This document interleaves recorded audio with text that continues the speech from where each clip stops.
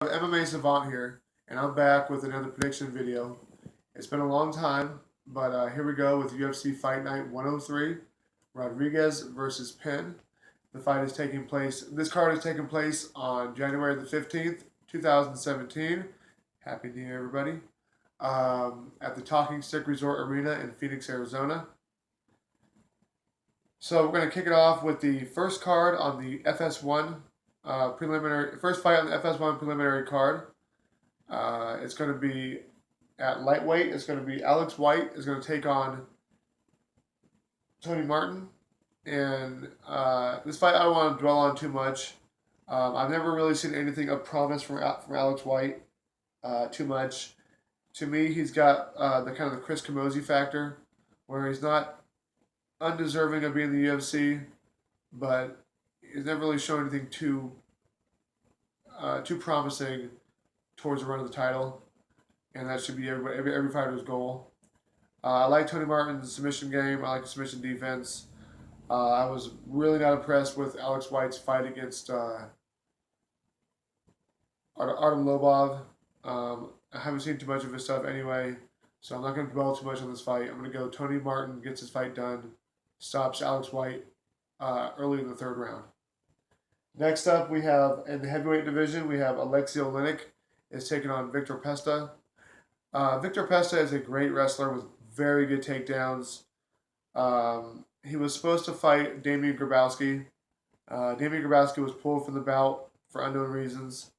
And Alexei Oleinik is now replacing him.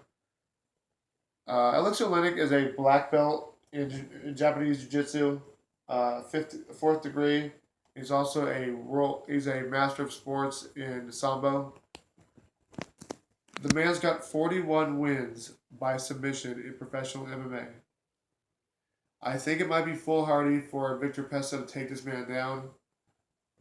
Even though he is the late replacement, I'm going to go ahead and say Alexei Oleinik gets this one done by submission, middle of the first round. So I have Alexei Oleinik over Victor Pesta. Next up in the bantamweight division, that's the 135ers, we have Frankie Saenz is taking on Tinquinho or Augusto Mendez.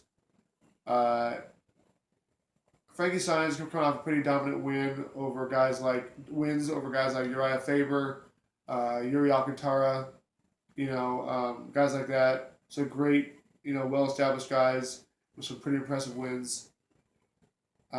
If this were a BJJ match, I would of course give it to the Jiu-Jitsu standout, Tanquinho, who is coincidentally Mackenzie Dern's boyfriend. Anyway, I digress. But it's not a BJJ match. It is a mixed martial arts affair. Look for Frankie Saenz to not get rattled by the submission prowess of Augusto Mendez. Look for Frankie Saenz to out-wrestle him, keep control, and win this fight by decision. Next up on the card, we have John Moraga, the former contender and the former challenger to Demetrius Johnson's title reign, is taking on Sergio Pettis. He's the younger brother of Anthony Pettis, former champion. And he truly is a chip off the old block. He doesn't have the same striking flash that Pettis might have. But John Moraga is a late replacement for Jussier Formiga. But I think with his will to win, he's got a fire under his ass now. He hasn't had a win in a while, but he's a former teammate of Henry Cejudo, the Olympic gold medalist. He's a great collegiate wrestler, great high school wrestler. I think Moraga's wrestling gets this one done over Sergio Pettis. Look for Moraga TKO in the third, or to completely outwork Sergio Pettis by being a dominant positional wrestler and playing it safe on this fight. So I have John Moraga to win this fight to beat Sergio Pettis. Okay. Now we're going to move on to the first fight of the main card. This is at bantamweight. It says Jim Rivera versus TBA to be announced. When the announcement comes in, I will leave my comment. I will leave my predictions in the thing below. He was supposed to fight Brian Caraway. I had Caraway to win that one, but that fight's not happening, so it's a moot point. So we're gonna move on to the very next fight. It's gonna be Court McGee is taking on Ben Saunders. Court McGee is a longtime UFC journeyman. He's a veteran of the UFC. He's out of the fight team Elevated, the Pit fight team Elevated, out there in Utah. The Pit gave us guys like Chuck Liddell, Glover Teixeira, all that John Lewis, John Hagelman kind of camp there. Puts out really high quality fighters. I feel an upset here, if you can call it that. Ben Saunders is returning to the UFC after a 17-second armbar win over Jacob Volkman. Anyway, I think that with Ben Saunders' 6'3" height, his Thai plum, his jiu-jitsu black belt under Ricardo Laborio, and his spending a lot of time with Eddie Bravo and his 10th Planet system, I'm probably going to go against the popular vote here. I'm not going to play it safe. I'm going to go with Ben Saunders to stop Court McGee late in the second round. Yeah, I'm locking that in there. Next fight, we have everybody's favorite fighter, Joe Lozon, out of Boston. He is taking on Marcin Held. Joe Lozon has great boxing or MMA. He's a brown belt in jiu-jitsu. He's got great MMA submissions and everything. But the guy he's taking on is a highly pedigreed grappling machine with 6 wins by leg lock submissions, and many other wins by finishes and other kind of submissions. If Joe Lozon plays his fight smart and he stays out of range and doesn't clinch with Marcin Held, if the fight stays on the feet, he can very easily win this one with his boxing. But I feel like there's a very high probability of taking the fight to the ground somewhere in those 15 minutes. If the fight goes to the ground, it's not a sure thing, but the fight, it sways highly in Marcin Held's favor. And for those of you out there who want to study MMA or want to study different facets of it, whenever the name of leg lock specialist comes up, you always got Masakazu Imanari, you've always got Husama Palhares, you've always got, Marcin Held should be in everybody's top 5 list. Okay, he's a young guy. He's a former champion over there at Bellator. He's won the tournament several times. His freshman fight in the UFC was against Diego Sanchez, which he lost by decision.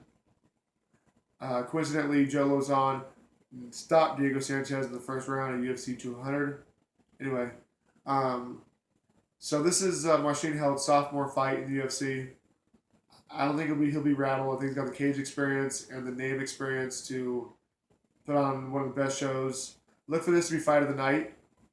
I hate to say it, but I'm going to go against Joe Lozon. We love you, Joe Lozon. But I'm going to say Marcin Held gets this one done by submission. I don't know what round. I don't know what submission. But smart money says after the first half of the second round. Okay, moving on. For the main event, we have Yair Rodriguez, El Pantera, is taking on BJ the Prodigy Penn. BJ Penn hasn't fought in 2.5 years. In his last outing, he looked terrible. He came out in his tippy-toe stance. It was really unnerving. So there's 2 ways that a potential guesser or predictor like myself can go here. I can go ring rust, or I can go much needed, much deserved lay off and break from fighting. I'm going to go much needed rest for BJ Penn for this one. He's done a lot of things that could really help his career. Number 1, he is with Greg Jackson. He's been there for a long time. He was supposed to fight, or Ricardo Lamas, that fight fell through. BJ Penn popped for some IB stuff. They gave him 6 months. Anyway, the fight didn't materialize. Uh, coincidentally, I had BJ Penn to beat Lamas too. Anyway, Yair Rodriguez is a very flashy, very fun fighter, and he he's got a lot of. If you like the flair, you're probably gonna like his style. Okay, but this is one of those times in life where fundamentals beats flair, where the steak beats the sizzle. And anybody who's ever watched BJ Penn fight, or gone to a seminar of his, or trained with him or under him, knows that BJ Penn is a stickler and he is a fundamentals monster. It's always the same thing. It's always takedown, pass guard, side control, mount. Keep your balance. Let the guy spin underneath you. Go for the choke. Heel kicks to the stomach. When he stops the pain of the kicks, trap his arm with your legs. Go for the rear naked choke. He's very hard to take down. And the fact that Yair Rodriguez has no grappling accolades or even a belt ranking in any kind of grappling skills, you factor that in with the fact that BJ Penn can box, and they're about their record or their height and their reach are about the same. Let me just confirm here: 71-inch reach for Yair, and his height is he's 5'11". He's tall. Okay, I might have misspoke here. Where BJ Penn's reach is 70. So the reach is about the same. BJ Penn's 5'9", so you got a 2-inch height disadvantage for BJ Penn. But the big thing is BJ Penn is 37 years old, and he's 38 years old. Sorry. I think I'm alone here. I think fundamentals beats flash. I think that Yair Rodriguez's unpredictability has become predictable. Not only do I have BJ Penn to beat Yair Rodriguez, I have BJ Penn to stop Yair Rodriguez.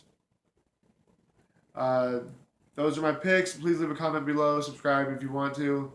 Tell me what you liked. Tell me what you didn't like. And let me know what you think. And remember, when we find out who Jimmy Rivera is going to fight, I will put my my prediction down in the comments below.